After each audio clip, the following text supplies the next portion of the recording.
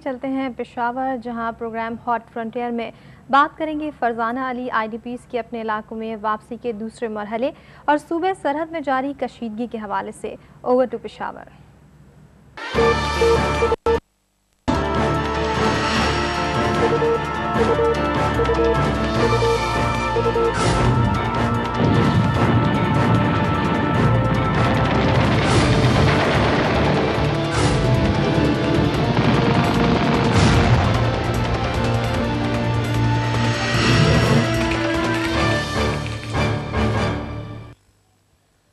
अस्सलामुअलैकुम नाजरीन, hot frontier में खुश आमदीद। मैं हूँ फरजाना अली और आज हमारी रिपोर्टिंग टीम में हमारे साथ शामिल होंगे हमारे ब्यूरो चीफ सैयद फ़खर काका खेल, फयाज़ ज़फ़र, नवीद सुल्तान और यहाँ हमें ज्वाइन करेंगे हमारे इन्वेस्टिगेटिव रिपोर्टर्स फ़खरुद्दीन सैयद। आज हमारा मौजू है मालाकांड मुतासरीन की वापसी। इसके अलावा हम बात करेंगे पेशावर में अमन अमान की सूरत और थोड़ा सा हम जाएंगे डीआई खान, जहां पर हम बात करेंगे जनूबी इलाकों की तरफ, सूबा सरहद के जनूबी इलाकों की तरफ। आज गवर्नर सरहद और मुशीर दाखिला ने जो दौरे किए हैं उस हवाले से भी हम बात करेंगे। लेकिन सबसे पहले हम आपको एक शाट दिखाएंगे। आज पेशावर में दहशतगर्दी का एक वाक़या हुआ है जिसमें यूएनएचसीआर के एक अहलकार को कत्ल कर दिया गया है और उसके अलावा उनका एक गार्ड भी कत्ल हुआ है। इस हवाले से जब एक पुलिस ऑफिसर से बात की गई तो उन्होंने क्या जवाब दिया, आइए देखिए। ये उससे पूछे जिसकी सिक्योरिटी, ये मेरी सिक्योरिटी नहीं थी, पुलिस की इसकी अपनी सिक्योरिटी थी, उससे पूछे।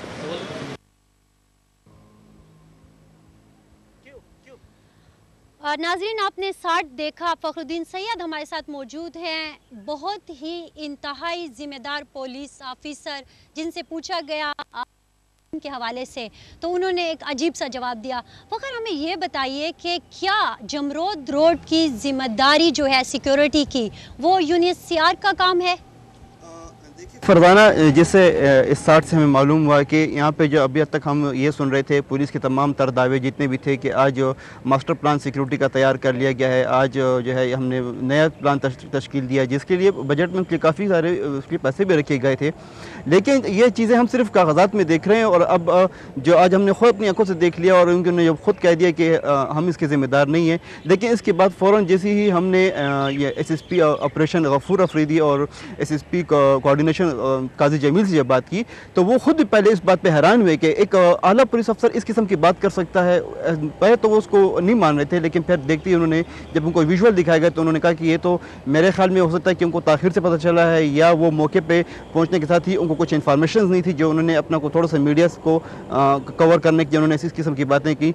लेकिन उन्होंने साथ में यह बताया कि साथ में चूँकि ये एक किडनैपिंग की वारदात थी, इनको किडनैप करना चाह रहे थे और ऑलरेडी उन्होंने कहा कि इस यूएनएचसीआर की और इसकी जो जितनी भी फॉरेन कंट्री के यहाँ पे जो मुलाजमीन हैं और जो दीगर जो अफराद हैं उनको ऑलरेडी थ्रेड्स मिल चुके हैं और हमने उनको इस हवाले से उनको बाखबर रखा हुआ है कि आप थ्रेड्स पर हैं, आप लोग अपनी सिक्योरिटी के लिए हमें अब जहाँ कहीं जाते हैं या कहीं किसी दफ्तर या किसी मकाम पर तो फौरी तौर पर हमें बता दिया करें। बताइए कि दिन दहाड़े इसी तरह वाक़यात जो हैं वो मुसलसल हो रहे हैं, तो क्या मतलब ऐसे एक गाड़ी आ जाती है, यूएनएचसीआर का ऑफिस जमरोद रोड पर है, कितना ज़्यादा वहाँ पे रश होता है, वहाँ पे आके वो कत्ल मकातला करते हैं, वो भाग जाते हैं, ऐसे जैसे गायब हो जाते हैं जैसे गधे के सर से सींग, और पुलिस कहती है कि पता नहीं कहाँ चले गए, हम ढूंढ रहे हैं, तहकीकात कर रहे हैं। आपके पुलिस हुकाम से इस हवाले से बात हुई? मतलब अब इस वाक़े को कितने घंटे गुजर चुके हैं, क्या कुछ पता चला कि वो लोग कौन थे, कहाँ चले गए? जिससे हमारी बात हुई इससे काजी जमील से तो उन्होंने क्या बताया कि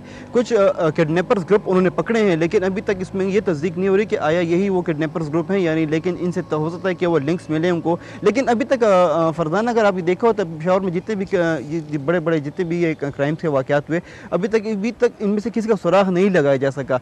बात वहीं पर जाती है जैसे हमने पहले रिपोर्टिंग की थी और बताया था कि जब आपकी टीम एक मजबूत होती है या किसी इदारे में कोई एहलकार जो है मजबूत होते हैं तो वो इदारा तरक्की करता है, वो टीम तरक्की करती है। लेकिन यहाँ पे मुसीबत वही है कि यहाँ पर जो गवर्नमेंट आती है, जो पुलिस एहलकार ऑफिसर्स आते हैं वो एक अपनी टीम बनाने की कोशिश करते हैं और इस दफ़ा भी ऐसे ही हुआ। जूनियर पुलिस ऑफिसर्स को तरक्की दी गई DSPs को जो है वो SPs के पदों पर तैनात किया गया है। जो पुलिस एहलकार पहले काम कर रहे थे, जो मशहूर थे अपने कारकर्दगी के हवाले से, उनको बिल्कुल OSD बना के उनको CPO में बिठाया हुआ है।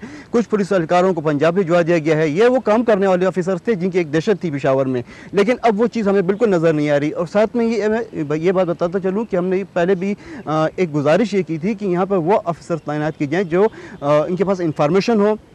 जैसे ही कुछ यहाँ पर वाक़या होता है, ऐसे ऐसे ऑफिसर गुजर चुके हैं जिनको पहले से पता चल जाता था कि यहाँ पे कोई वाक़या होने वाला है, क्योंकि उनकी इन्फॉर्मेशन मजबूत थी। वैसे भी पेशावर की जो सिक्योरिटी है वो एक ऐसा मुअम्मा बन के रह गई है जो समझने का ना समझाने का।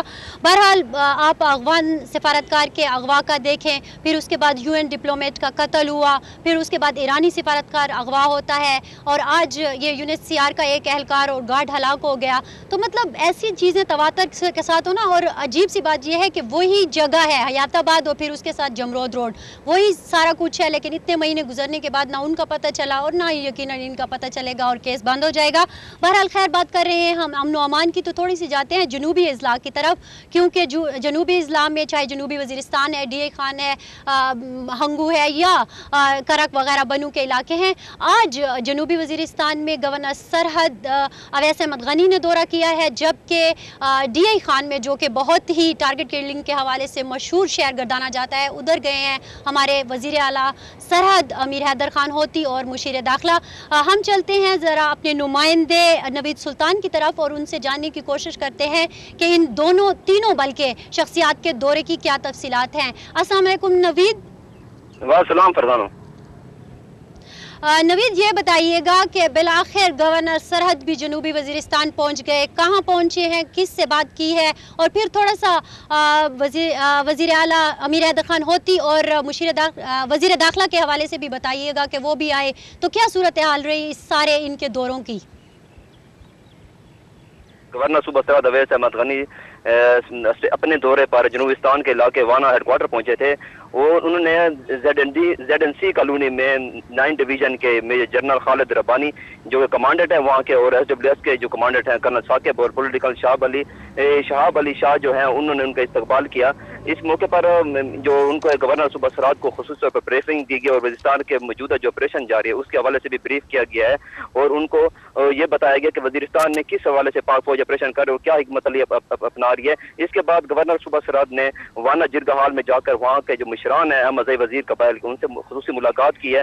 वहाँ पर जो है 90 से ज़ायद जो मुशरान और उलमा कराम थे, उन्होंने गवर्नर से मुलाकात की है, और जो वहाँ पर मौलाना नूर हैं जो साबिक MNA हैं, उन्होंने इसबासनामा पढ़ा है जिसमें उन्होंने मुख्तलिफ मुतालबात रखे थे, जिसमें अहमद वजीर कबाइल के लिए गुमल जाम से जो रास्ता जाता है रोड वो खोला जाए, वाना के लिए लहदा स्टेशन कैडेट कॉलेज का क़याम और वाना को लहदा सब डिवीजन का लहदा दर्जा देने का भी लिखा है, और सुई गैस की फराहमी के साथ साथ शिकाई और तहसील बिरमल के जैसे इनके अस्पताल कायम करने के वजह से भी उनको कहा गया है। और इसके साथ जो आज अहम डेवलपमेंट हुए वो मार्च के बाद आज वजीर आला अमीर हैदर होती ने फिर एक दफा डेर इसमाइल खान का दौरा किया, क्योंकि इनकी एक जरूरत महसूस की जा रही थी डेर इसमाइल खान में टारगेट किलिंग और दहशतगर्दी के वाकयात के बाद उनके दौरा की, तो उन्होंने आज दौरा किया। और मुशीर दाखिला भी अभी जो है डिप्टी स्पीकर फैसल करीम कुंडी के साथ यहाँ डेर इसमाइल खान पहुंच चुके हैं। इस मौके पर उन्होंने दोनों जो यहाँ पर शख्सियात आई हुकूमती शख्सियात, उन्होंने यहाँ पर डेर इसमाइल खान में जो अमन जिरगा और अमन कमेटियाँ बनाई गई उनके वफद से मुलाकात की गई और दोनों से उनके फर्दन उनके जो मसाइल हैं वो सुनी है और अमन हवाले से जो यहाँ पेशरफ्त की जा रही है उसका मुकम्मल जायजा लिया है। इसके साथ साथ उन्होंने इंतजामिया और पुलिस इंतजामिया से भी बातचीत की है और पुलिस से भी उनके मसाइल जो उन्होंने डिमांड थी उनके हवाले से बातचीत किया और उनको पुलिस की नफरी हथियार और बहुत शुक्रिया नवीद सुल्तान, बहुत बहुत शुक्रिया नवीद, हमें DI खान से इन तीनों शख्सियात के दौरों के हवाले से अपडेट करने का। नाज़रीन, यहाँ हम लेंगे एक छोटी सी ब्रेक और जब ब्रेक से वापस आएंगे तो हम बात करेंगे मालाकंड मुतासरीन की वापसी के हवाले से, but after short break.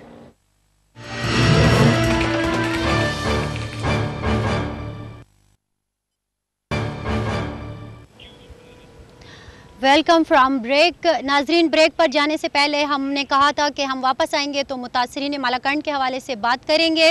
मुतासरीन Malakand की वापसी का सिलसिला जहां शुरू है, आज दूसरा मरहला ख़त्म हो गया है, वहां सवात के कुछ इलाकों में टारगेट ऑपरेशन भी जारी है। इस हवाले से देखते हैं फयाज जफ़र की ये रिपोर्ट।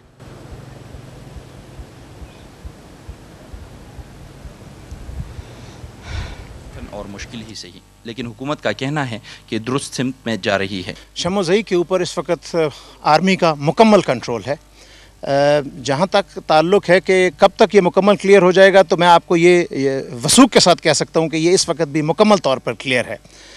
ये ज़रूर है कि कुछ ऐसी जगह हैं अब तक जिनसे ये तवक्को की जाती है कि शायद दहशतगर्द यहाँ पर इक्का दुक्का तादाद में मौजूद हों, या किसी वक्त रात के अंधेरे में वो कुछ लम्हात के लिए या महदूद वक्त के लिए वो यहाँ पर वापस आते हों, जिनके लिए हम इक़दामात ले रहे हैं।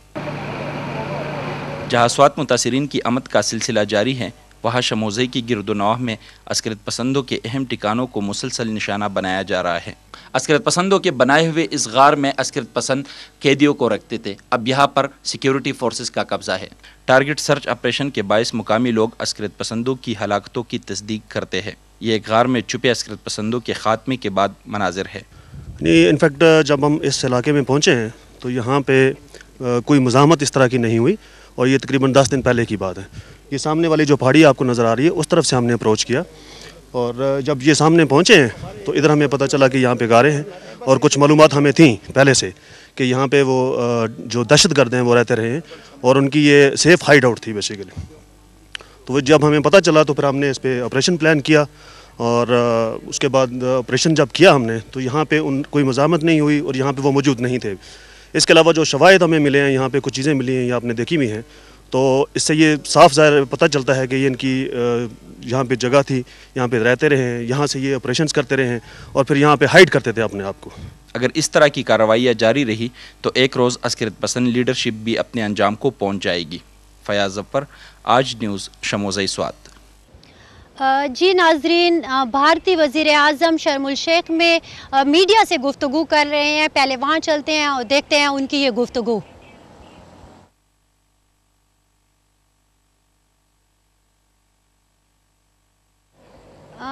शायद कुछ टेक्निकी प्रॉब्लम है जिसकी वजह से हम आपको ये जो ब्रीफिंग है वो नहीं दिखा सकते। हम चलेंगे अपने ब्यूरो चीफ सैयद फ़खर काका खेल की तरफ, जो कि इस वक्त सवात में मौजूद हैं। उनसे हम जानने की कोशिश करेंगे सवात की सूरत हाल। आज सवात के मुतासिरीन की वापसी का दूसरा मरहला भी ख़त्म हो गया। फ़खर से हम बात करते हैं। फ़खर, अस्सलाम वालेकुम। वालेकुम। फ़खर, एक तो ये बताइएगा कि कल मैंगोरा के जो बासी हैं वो वापस आ रहे हैं, तो मैंगोरा में सिक्योरिटी की ओवरऑल सूरत हाल कैसी है?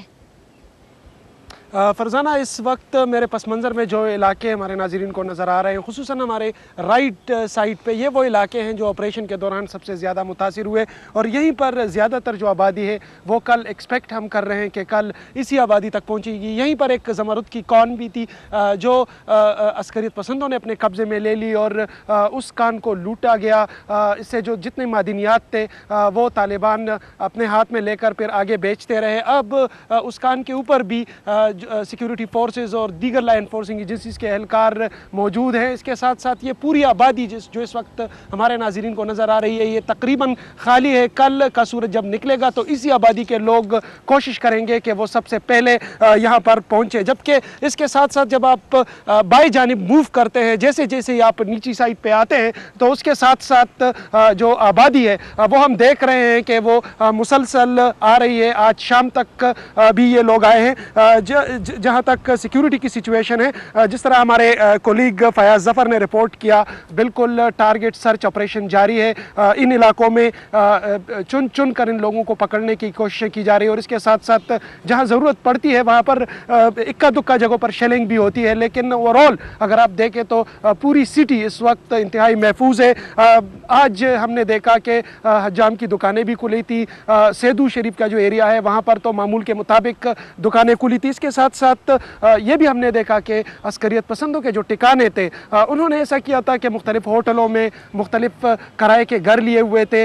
इसके साथ साथ कुछ ऐसी दुकानें थी जहाँ पर ये बैठा करते थे। हमने देखा आज कि वो तमाम जगह मिसमार कर दी गई हैं, और जो अहम अस्करियत पसंद कमांडर हैं उनके घरों को ब्लॉकेट करके धमाका खेज मवाद से उड़ाया जा रहा है। मुकामी अफराद ने इन सर्च ऑपरेशन के दौरान ये भी तस्दीक की कि जो लोग मारे जा रहे हैं वो निचली सदा की क़यादत थी। ज़ाहिर है वो यहाँ के बाशिंदे थे, तो उन्होंने लाशें पहचान ली और कहा कि बिल्कुल ये अस्करियत पसंद जो दहशतगर्द थे ये उनके साथी थे और ये अमूमन पेट्रोलिंग, सर्चिंग और इन हवालों से अस्करियत पसंदों का साथ देते थे। इसके साथ साथ अगर हम मिंगोरा शहर को देखें तो पुलिस भी फ़खर थोड़ा सा हमें ये भी बताइएगा कि जब लोग वापस आते हैं तो मार्केट्स उन्हें खुली मिलनी चाहिए, वहाँ पर अशियाए खुर्दनोश की फरावानी होनी चाहिए, क्योंकि ज़ाहिर है ज़िंदगी गुजारने के लिए खाना पीना भी ज़रूरी होता है। इसके अलावा जो तिब्बी सहूलतें हैं उनकी फराहमी भी होनी चाहिए। तो क्या ये सारी सूरत हाल वहाँ पर मुनासिब है कि कल एक लोगों का जो फ्लो सा आएगा तो क्या इन चीज़ों को बेहतर तरीके से मैनेज कर लिया गया है? कतन नहीं फरजाना, ये एक अहम इशू है कि कर्फ्यू के बायस चूँकि नक़ल अमल रुक जाती है, आमदोरफ्त रुक जाती है, एक एक करके गाड़ी को पास किया जा रहा है और वो भी ज़्यादातर मलकंड मुतासिरीन की। अगर हम देखें तो इस वक्त पूरे मंगोरा शहर की बाज़ारें बंद हैं, सड़कें सुनसान हैं। ज़ाहिर है ऐसे वक्त में जब ये लोग वापस आएंगे तो 2 महीने से जो दुकान बंद है, जो कारोबारी मरकज़ बंद है, वो ज़ाहिर है कि इनके लिए अशिया खुर्दनोश या दीगर अशियाई ज़रूरत की जो है वो फराहम करने से इनकारी होंगी, वो नहीं कर पाएंगी। मवासिलात का निज़ाम दरहम बरहम है, नेटवर्क्स काम नहीं कर रहे हैं सही तरीके से। इस तरह आज जो डेवलपमेंट हमें देखने को मिली वो कालाम से आमदा इतलात के मुताबिक कि जहाँ पर सैकड़ों लोग हैज़े की वबा में मुब्तला हो चुके हैं और 3 के करीब हलाकतें भी हो चुकी हैं। ऐसे में ज़ाहिर है क्योंकि कर्फ्यू के बायस रोड बंद रहता है तो कालाम का ज़मीनी राबिता स्वात के साथ और फिर मुल्क के दीगर हिस्सों के साथ कट चुका है। इस तरह हम देख रहे हैं जो यहाँ के जो मुकामी आबादी है उन्होंने ये भी गिला किया कि जो हेलीकॉप्टर्स VVIPs की मूवमेंट और उनकी ब्रीफिंग के लिए इस्तेमाल हो रहे हैं, अगर वो हेलीकॉप्टर्स इस दौरान हमारे लिए इस्तेमाल की जाए, हमारी फलाह के लिए इस्तेमाल की जाए तो ज़्यादा बेहतर होगा। बहुत बहुत शुक्रिया फ़खर काका खेल हम इस बात पूरी की पूरी सूरत हाल बताने का। इसके साथ ही हमारे प्रोग्राम का वक्त ख़त्म होता है, लेकिन आखिर में मैं एक बात कहना चाहूँगी कि उजड़े हुए घरों को बसाना अगरचे बहुत मुश्किल काम है, लेकिन अगर ईवानों में बैठे हुए लोग अपने आवाम की मुश्किलात का थोड़ा सा एहसास करें और इन्हें संजीदगी से लें तो ये मुश्किल आसान भी हो सकती है। शुक्रिया आखिर में अदा करना चाहूँगी फ़खर काका खेल का, फ़याज़ ज़फ़र का, नवीद सुल्तान का और फ़खरुद्दीन का जिन्होंने हमें ज्वाइन किया। इसके साथ ही फरजाना अली और हार्ट फ्रंटियर की टीम को दीजिए इजाज़त। अल्लाह हाफ़िज़।